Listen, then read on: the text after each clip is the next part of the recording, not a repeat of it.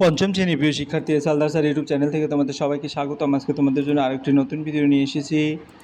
গণিত মডেল প্রশ্ন 1 নম্বরের মডেল প্রশ্ন। এখানে তোমরা দ্বিতীয় পর্যায়ক্রমিক মূল্যায়ন 2026-এর 30 মার্কের একটি স্কুলের প্রশ্ন বিশ্লেষণ সহ সম্পূর্ণ সমাধান দেখবে। কাজে তোমরা যারা এখনও আমার চ্যানেলটিকে সাবস্ক্রাইব করোনি তারা এখন এই চ্যানেলটিকে সাবস্ক্রাইব করে বেল আইকনটি প্রেস করে দাও এরকম আরও অনেক ভিডিও পাওয়ার জন্য। তোমরা দেখতে পাচ্ছ এখানে যে প্রশ্নগুলি এক এক করে টোটাল যে প্রশ্ন আছে, এখানে যে কোনো 11টি প্রশ্ন উত্তর দাও। 1 নম্বরে 11টি, 2 নম্বরে তোমার সমস্ত প্রশ্নই এখানে পর্যন্ত আছে এবং 3 নম্বরে যে কোনো 3টি প্রশ্ন উত্তর দাও। টোটাল 30 মার্কের প্রশ্ন। আমরা সম্পূর্ণ প্রশ্ন একটু বড়োভাবে দেখব, বড় অক্ষরে। এই দেখো, এটা 2 নম্বরের প্রশ্ন, এটা 3 নম্বরের প্রশ্ন। সরাসরি 1 নম্বরের প্রশ্ন উত্তর এখন আলোচনা করব। শূন্যস্থান পূরণ করো। আসলে শূন্যস্থানে কি বসবে সেটা আমরা দেখব। হ্যাঁ, তাহলে এই প্রশ্নটি এভাবে আছে, অর্থাৎ কত থেকে শূন্য গেলে 9 থাকে, এরকম। তো 9 থেকে শূন্য গেলেই 9 থাকে, ঠিক আছে। তাহলে আমরা এটা উত্তরটা করবো কীভাবে? 9 থেকে শূন্য মানে তোমার যেখানে যেখানে খালি ঘর ছিল, যে এটা খালি ঘর 9, তারপরে একটা বাদ দিয়ে এটা খালি ঘর, তারপরে গেলে এটা খালি ঘর। হ্যাঁ, আর এখানে প্রথমটা খালি ঘর, এই 3 নম্বরটা খালি ঘর, এখানে খালি ঘর, আর নিচে তো সম্পূর্ণ। তো 9 থেকে শূন্য গেলে 9, 5 থেকে 5 গেল শূন্য, কাজে এখানে 5 বসে, 6 থেকে 1 গেল 5, 3 থেকে 1 গেল 2, 0 থেকে 6 গেল মানে 10 থেকে যাওয়া 4। হ্যাঁ, তারপরে এখানে 4 নাই, 3 আছে, 3 থেকে 2 গেলে 1, অতএব পূর্ণ সংখ্যা দুটি হলো এটা। হ্যাঁ, তো আমরা হয়ে গেলে 1 নম্বরের প্রশ্ন। এবার 2 নম্বরের প্রশ্ন। শূন্যস্থান পূরণ করো 11/2। হ্যাঁ, 33 খালি ঘর বাই। তো আমরা যদি এক এক করে দেখি, এখানে 2 নম্বরের প্রশ্নটি, তো 11/22 প্রথমে বিস্তারিত। 11/22 মানে 1/2, ঠিক আছে। তাই সব ভগ্নাংশের মান হবে 1/2। তাই 33-এর নিচে কত লিখলে 1/2 হবে? 66। তাহলে এরপরে এখানে 60 আছে, তাহলে এখানে কত হবে? এখানে 30 হবে। 30 হলে 1/2 হবে। 88 আছে এখানে, এখানে কত লিখলে 1/2 হবে? 88 দুগুণে 176, অর্থাৎ এখানে 176 হবে। তাহলে খালি ঘরগুলি 66, 30 এবং 176 হবে। এরপরে আমরা চলে যাব 3 নম্বর, গ নম্বর, লঘিষ্ঠ আকারে প্রকাশ করো। লঘিষ্ঠ আকারে যদি আমি চেহারাটা দেখি, 120 এবং 144, এটার প্রতিটাই 24 দিয়ে ভাগ যায়। হ্যাঁ, তাহলে 24 দিয়ে ভাগ করলে 5 24, অর্থাৎ আমরা এটাকে কাটবো 5, 24 দিয়ে করলে 5 হবে, আর এটা হচ্ছে 24 দিয়ে করলে 6, 24, 144, অর্থাৎ 5/6 হবে উত্তর। এই যে 5/6। এরপর আমরা চলে যাব পরের প্রশ্ন। পরের প্রশ্ন কি আছে? পরের প্রশ্ন হচ্ছে তোমার, এখানে কি দেখা যাচ্ছে পরের প্রশ্নটি একটু ভালো করে যদি লক্ষ্য করো। ঘ নম্বরের প্রশ্ন, 3/5, 4/25 এর মধ্যে কোনটি ছোট? তো সমান বা হরে যদি কনভার্ট করি, 3/5 মানে 3কে 5 দিয়ে গুণ, 5কে 25/15/25, এখন তুলনা করি 15/25, 4/25, তাহলে প্রথমটি বড়, অর্থাৎ 3/5, অতএব 4/25 ছোট। এরপরে পরের প্রশ্ন। নম্বরের প্রশ্ন, যোগ করো 1/4, 1/8, 2/16। এটা যদি যোগ করি তাহলে কত হবে? আমরা যদি একটু দেখি, 1/4, 1/8 আর 2/16। 2/16 মানে 1/8, তো 1/4 যোগ 1/8 যোগ 1/8, অর্থাৎ এখানে 1/4 আর 2টা 1/8, 2টা 1/8, 2/8 হয়ে যায়, অর্থাৎ 1/4। 1/4 মানে 2/4, 2/4 মানে হাফ, উত্তর হবে হাফ। এরপরের প্রশ্ন 6 নম্বরের প্রশ্ন, চিত্রটির মধ্যে কতটা ত্রিভুজ আছে? আমরা যদি এখানে দেখি চিত্রটির মধ্যে কয়টা ত্রিভুজ? হ্যাঁ, একটা ত্রিভুজ, দুটো ত্রিভুজ, তিনটা ত্রিভুজ, চারটা ত্রিভুজ, আর গোটাটাই একটা ত্রিভুজ, ঠিক আছে। তাহলে 5টা ত্রিভুজ। তাহলে এখানে চিত্রটির মধ্যে কয়টি ত্রিভুজ আছে? 5টি ত্রিভুজ আছে। হ্যাঁ, তাহলে তোমার উত্তরটা হবে 5টি ত্রিভুজ। হ্যাঁ, 5টি ত্রিভুজ তোমরা অনায়াসে লিখে দেবো, অর্থাৎ একটি ত্রিভুজ, একটি ত্রিভুজ, একটি ত্রিভুজ, একটি ত্রিভুজ, আর গোটাটা একটা ত্রিভুজ, অর্থাৎ 5টি ত্রিভুজ। তাহলে উত্তর হবে 5টি। যাই হোক, এরপরে আমরা পরের প্রশ্নে চলে যাব। পরের প্রশ্ন কি বলেছে? পরের প্রশ্ন হচ্ছে তোমার,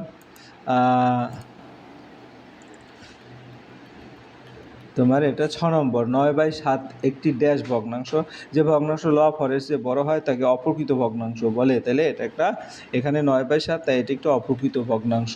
এরপরের প্রশ্ন হচ্ছে আমাদের কি, 27/5কে মিশ্র ভগ্নাংশে প্রকাশ করো। 27/5কে যদি মিশ্র ভগ্নাংশে প্রকাশ করা হয় তাহলে 5 5 25, অবশিষ্ট থাকে 2, অর্থাৎ 5 সমস্ত 2/5, এটা তোমার 5 সমস্ত 2/5। এরপরের প্রশ্ন যদি আমরা দেখি, তাহলে কোনো বর্গক্ষেত্রের পরিসীমা 40 মিটার হলে বাহুর দৈর্ঘ্য কত? তাহলে আমরা যদি দেখি, বর্গক্ষেত্রের পরিসীমা ভাগ 4 সমান বাহু। তাহলে 40 সমান 4 গুণ বাহু, তাহলে বাহু হবে 40/4 অর্থাৎ 10, তাহলে প্রতিটি বাহুর দৈর্ঘ্য হচ্ছে 10।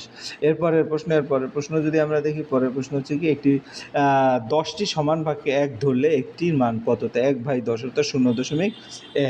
হ্যাঁ, তারপরে নম্বর, একটি বর্গাকার মাঠে ছাত্রদের বর্গাকার সাজানো হয়েছে, এক সারিতে 12 জন, মোট কতজন? তাহলে বর্গাকার মানে সারি ও কলাম সমান, তো এক সারিতে 12 জন, মোট সারি 12, তাই মোট ছাত্র 12 গুণ 12 অর্থাৎ 144 জন। এরপরের প্রশ্ন হচ্ছে তোমার কি, 6.30 টাকা ড্যাশ টাকা ড্যাশ পয়সা। 6.30 টাকা হচ্ছে পুরো 1কে 10 ভাগ করলে, তাহলে 10টি ভাগ, তাহলে ওই তো দেখলাম 1/10।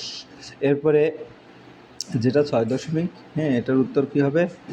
এটা 6 টাকা 30 পয়সা। 6.30 মানে 6 টাকা 30 পয়সা।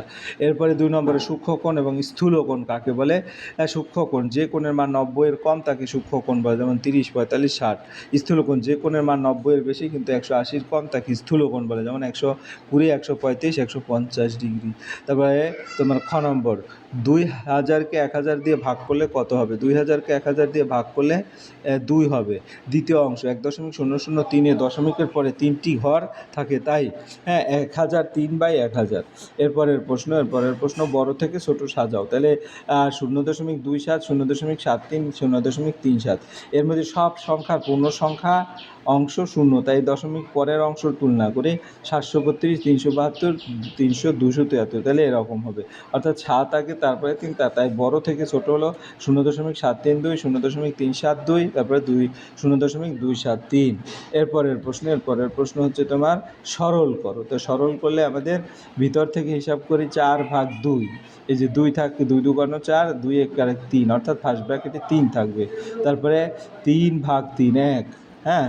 এরপরে তাই 5 যোগ 1 অর্থাৎ 6 এখানে থাকলো। 1 যোগ 4কে 6 দিয়ে ভাগ করলে 2/3, তাই 1 যোগ 2/3 অর্থাৎ 5/3। 6কে 5/3 দ্বারা ভাগ করলে তোমার 18/5, উত্তর হবে 18/5 অথবা 3/5। পরের প্রশ্ন হচ্ছে তোমার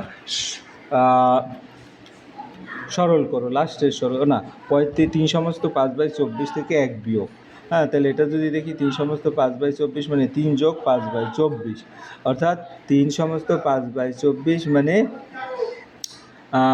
তোমার দাঁড়ায় 5/3 72, 72-এর পর 77। হ্যাঁ, তাহলে এটা যদি আমি এমনি নর্মালি একটু ক্যালকুলেশন করে তোমাদের দেখাই, 3/72 আর পর 77, 77 ডিভাইডেড 24, বিয়োগ 1, তাহলে 77 থেকে 24 গেলে কত থাকে?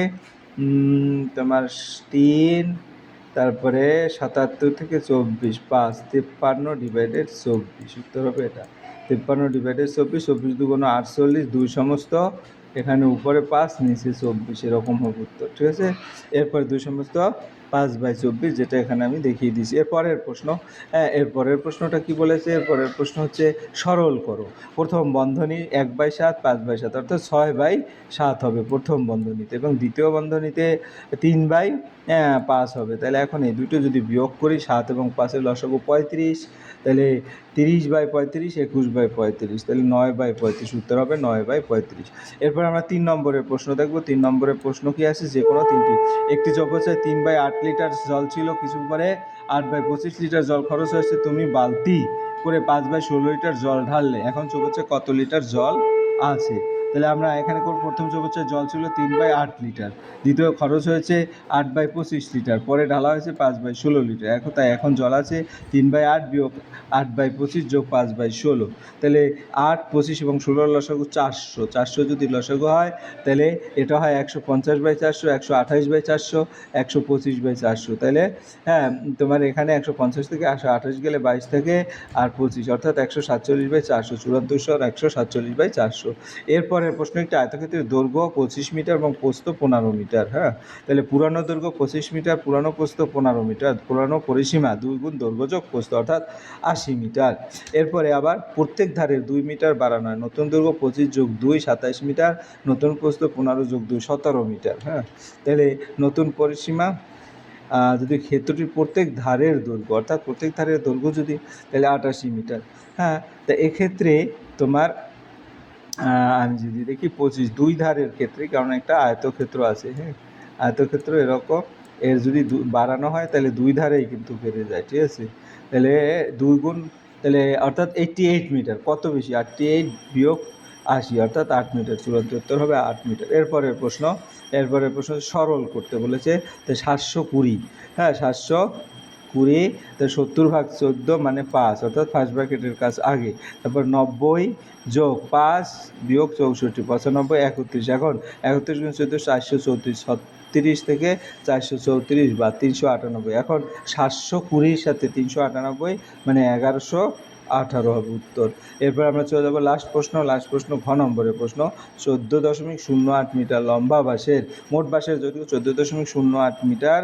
তারপর মোট কাদায় আছে 4.20 মিটার, জলে আছে মোট ডুবে আছে 4.20 ডিভাইডেড 3.01, 7 উপরে আছে 14.09 বিয়োগ 7.21 অর্থাৎ 6.88 মিটার। চূড়ান্ত উত্তর জল ও কাদায় মোট ডুবে আছে, হ্যাঁ 7.21 মিটার, জল ও কাদার উপরে আছে 6.88 মিটার। এই ছিল তোমাদের এই প্রশ্নের সামগ্রিক বিশ্লেষণের সাথে ভিডিওটি মনোযোগ সহকারে দেখলে ফুল প্রশ্নের উত্তরে কিন্তু ক্লিয়ার বুঝতে পারবে, পরিষ্কার বলবো। ভিডিওটি দেখার জন্য অসংখ্য ধন্যবাদ। ভিডিও ভালো লাগলে লাইক কমেন্ট শেয়ার করতে ভুলবে না। আজ এই পর্যন্তই, ধন্যবাদ সবাইকে।